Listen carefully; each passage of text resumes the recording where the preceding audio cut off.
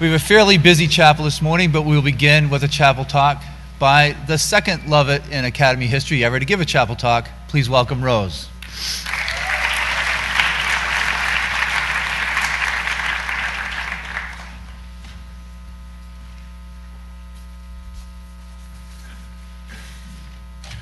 As a child, I always thought I had the perfect life. I had a mom, a dad, 3 brothers, and a sister. We lived in a white house with black shutters. We had a backyard complete with a swing set, a slide, and a pipe we made into a t-ball stand.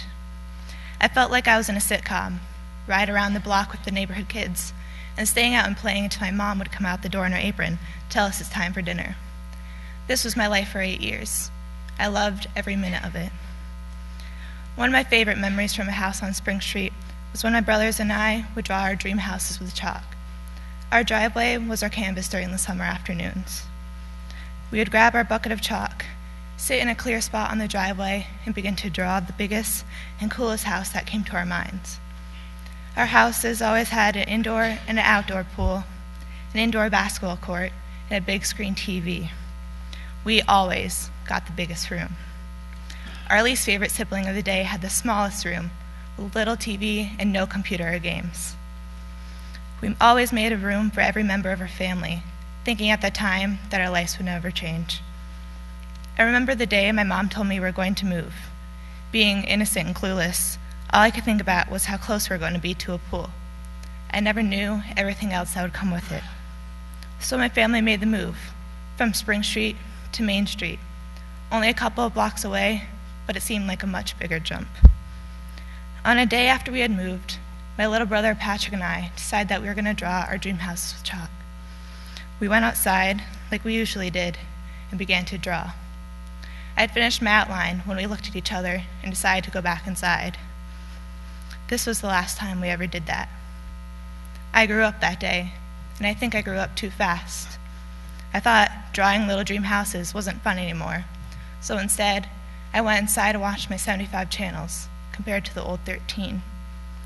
Being a kid was one of the best times of my life, and there is no reason it should have stopped. I'm not saying that everyone needs to go outside and buy a bottle of bubbles or play hopscotch, but instead, we need to stop being consumed by the objects that surround us every day. Our homemade family dinners are replaced by takeout and TV dinners. Instead of PBS and Nickelodeon, we watch MTV and Comedy Central. 4th graders now have boyfriends or girlfriends instead of thinking the opposite gender has cooties. When you were a kid, life was simple. Your attention could be taken for hours by playing tag or hide and seek.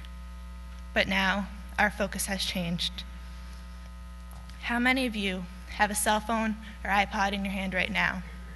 How many of you will go home right after school or practice and check your Facebook? How many of you will only spend time outside today while walking from class to class? Don't grow up too fast.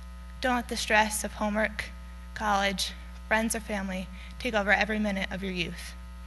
Leave time to play, to go outside, and to dream. Never be too consumed that you can't appreciate the simple things in life or draw your chalk house. Thank you.